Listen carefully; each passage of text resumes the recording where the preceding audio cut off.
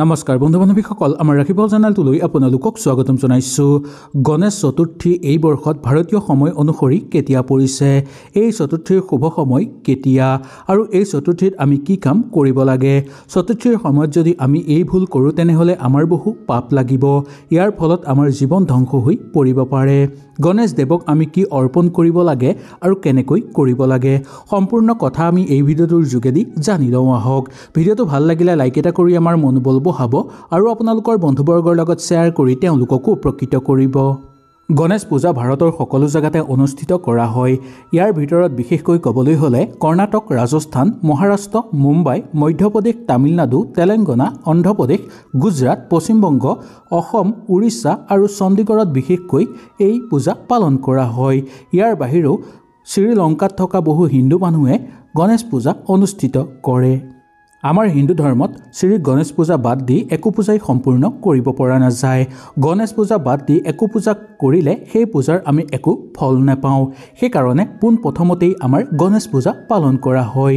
এই পূজা পালন কৰাৰ ফলত মানুহৰ জীৱনৰ পৰা সকলো দুখ কষ্ট দূৰ হৈ পৰে, জীৱনলৈ সুখ শান্তি নামি আহে, কৰ্মক্ষেত্ৰত সফলতা নামি আহে, সকলো দিশতে আগুৱাই যোৱাৰ বল শক্তি আমি লাভ কৰিব পাৰোঁ। শ্ৰী গণপতিৰ প্ৰায় 108টা নাম আছে। ইয়াৰ ভিতৰত গজানন, গণপতি, বিনায়ক আৰু বিঘ্নৰাজ বুলিও কোৱা হয়। এই নামেই বেছি প্ৰচলিত হৈ আছে আমাৰ সমাজত। সেইকাৰণে এই নাম দি আমি পূজা কৰিব লাগে। এই নাম দি পূজা কৰিলে আমাৰ পূজাৰ ফল সোনকালে লাভ কৰিব পৰা যায়, জীৱনত উন্নতি হ'ব আৰু এই পূজাৰ সম্পূৰ্ণ ফল আমি লাভ কৰিব পাৰিম। গণেশ পূজা আমাৰ ঘৰত কৰিলে সকলো সমস্যা আমাৰ ঘৰৰ পৰা দূৰ হৈ পৰিব, সকলো বাধা বিঘিনি দূৰ হৈ পৰিব আৰু সকলো ক্ষেত্ৰতে আমাৰ সুযোগ সুবিধা নামি আহিব। গণেশ দেৱৰ পৰম কৃপাৰ ফলত আমাৰ ঘৰৰ পৰা সকলো দুখ কষ্ট দূৰ হৈ পৰিব, ঘৰত সুখ শান্তি অটুট থাকিবলৈ ল'ব আৰু ঘৰত সফলতা নামি আহিব। এতিয়া আমি জানি লওঁ আহক গণেশ পূজাৰ সম্পূৰ্ণ বিধি বা নিয়ম। এইদিনা আমি সোনকালে উঠি গা ধুব লাগে আৰু গা ধুয়ে আমি মন্দিৰ বা আমি যোন জেগাত পূজা কৰিম সেই জেগা সুন্দৰভাৱে পৰিষ্কাৰ কৰিব লাগে। তাৰপিছত আমি গণেশৰ মূৰ্তি বা ফটো আনি সুন্দৰভাৱে গংগাজল ছটিয়াই পবিত্ৰ কৰি লোৱাৰ পিছত ৰঙা কাপোৰত আমি আসন স্থাপন কৰিব লাগে। প্ৰথমতেই আমি এগছি চাকি জ্বলাই ল'ব লাগে আৰু আমি যেতিয়া আসনত স্থাপন কৰিম তাৰ আগতেই আমি এটা কথা মনত ৰাখিব লাগিব যে যোনজনে আসন স্থাপন কৰিব সেইজনে উপবাসে থাকিব লাগে আৰু যোনসকলে পূজা কৰিব তেওঁলোকেও উপবাসে থাকিব লাগে। এই নিয়ম কৰিলেহে ইয়াৰ উচিত ফল আমি লাভ কৰিব পাৰিম। নিয়ম অনুষ্ঠিত কৰাৰ সময়ত আমি এই কথাৰ প্ৰতি বিশেষ লক্ষ্য ৰাখিব লাগিব। শাস্ত্ৰৰ অনুসৰি কোৱা হৈছে যে একেবাৰে দুপৰীয়াৰ সময়ত আমি আৰাধনা কৰিব লাগে। শাস্ত্ৰৰ মতে কোৱা হৈছে যে পুৰা দুপৰীয়াৰ সময়ত জন্মগ্ৰহণ কৰিছিল গৌৰী পুত্ৰ গণেশে। সেই সময়তহে আমি পূজা কৰিলে ইয়াৰ উচিত ফল লাভ কৰিব পাৰিম। এই সময় হিচাপে ক'বলৈ হ'লে 12 বজাৰ পৰা 2 বজাৰ সময়সীমাৰ ভিতৰত যদি আমি পূজা কৰোঁ তেনেহ'লে ইয়াৰ ফল আমি আৰু অধিক সোনকালে লাভ কৰিব পাৰিম। উপবাসে থাকি আমি মন্ত্ৰ জাপ কৰিব লাগে আৰু পূজা আৰম্ভ হোৱাৰ আগতেই আমি ঘিউ চাকি এটা জ্বলাই ল'ব লাগে বা আমি ঘিউ চাকি এটা জ্বলাই সংকল্প ল'ব লাগে।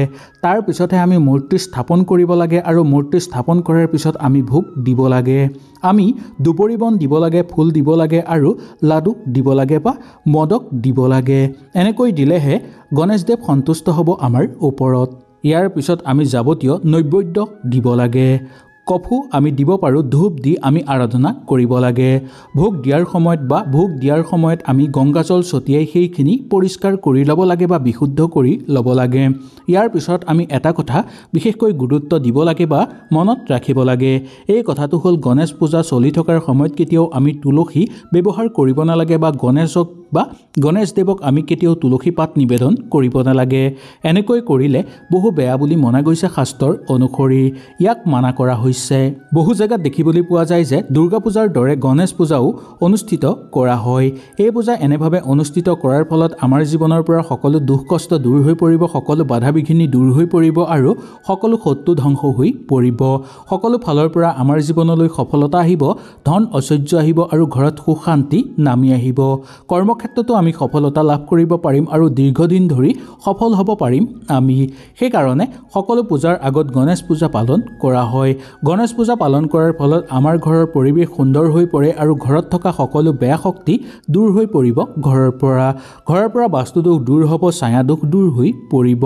গণেশদেৱ আহি আমাৰ ঘৰত স্থাপন হোৱাৰ মানে আমাৰ ঘৰৰ পৰা সকলো বাধা বিঘিনি দূৰ হৈ পৰা। হয়তো আপোনালোকে সুন্দৰভাৱে এই ভিডিঅ'টোৰ যোগেদি বুজি পালে। কিবা অসুবিধা পালে নিশ্চয় মোক তলত কমেণ্ট কৰি জনাব। তেনেহ'লে আজিলৈ আপোনালোকৰ ওচৰৰ পৰা বিদায় লৈছোঁ। কালিলৈ পুনৰ আপোনালোকক লগ পোৱাৰ প্ৰতিশ্ৰুতিৰে আজিলৈ নমস্কাৰ।